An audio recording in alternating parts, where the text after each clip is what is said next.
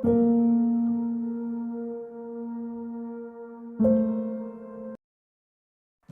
Marikina house wasn't finished yet, but with an ultimatum hanging over our heads, we had no choice but to move in.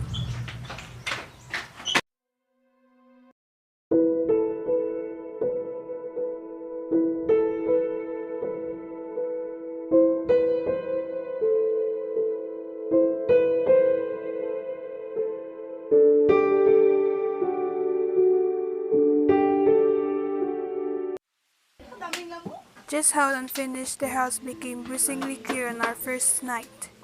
There was no electricity yet, and the windows didn't have screens. There were mosquitoes. I couldn't sleep the whole night.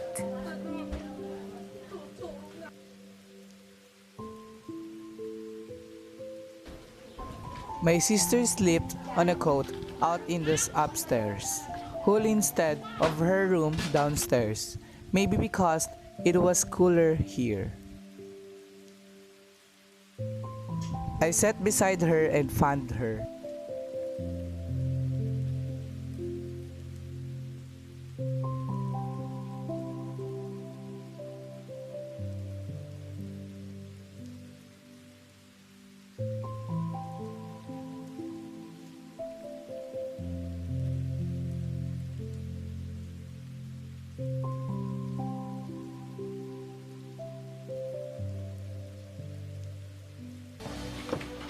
She had work the next day. In the morning, someone went out and the both boxes and boxes of katol.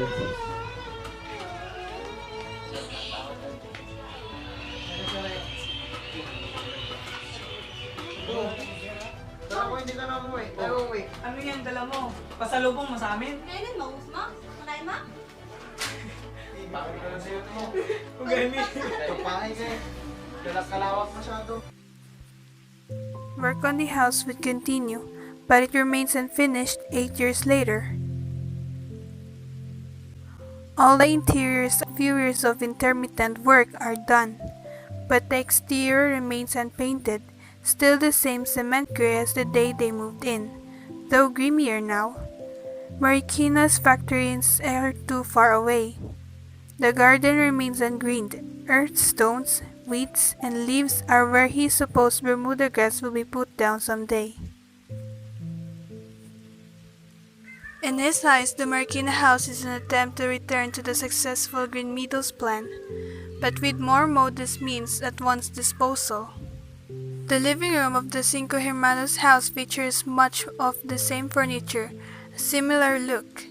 The sofa and wing chairs seem at peace again. His mother's growing collection of angel figurines is the new twist, but there is less space in this room, as in most of the rooms in the Marikina house, since it is a smaller house on a smaller lot.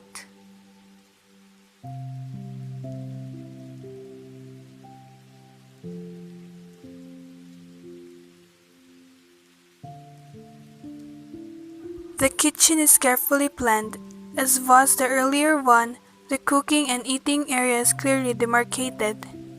There is again a formal dining room, and the new one seems to have been designed for the long Nara dining table, a lovely designed Ligna item.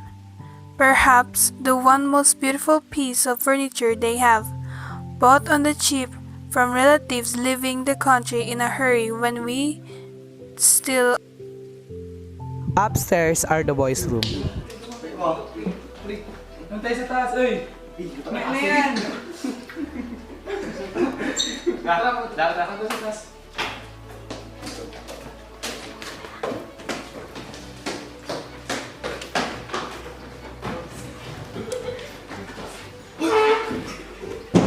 The bed were the ones custom made for the Green Meadows house, the same ones we'd sleep in the since then.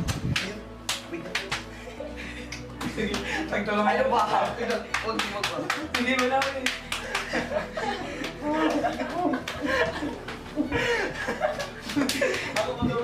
Two brothers going to the toilet.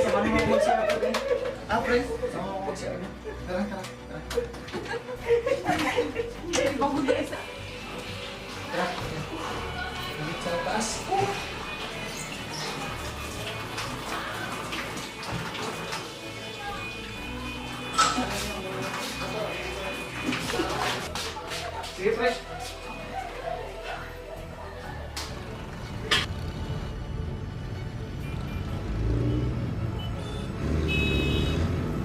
Cinco Hermanos is split by a road, cutting into a two phases that leads on a one end to the major Santos Dizon, which connect Marcos Highway with the Katipunan Avenue. The other ends of the road stop at Olandes, a dense community of pedicabs, narrow streets, and poverty. I knew it gives her joy to have relatives over during the regular birthday party, which have been held in our house for the past half decade or so, after seeing of the last guest after the most recent gathering.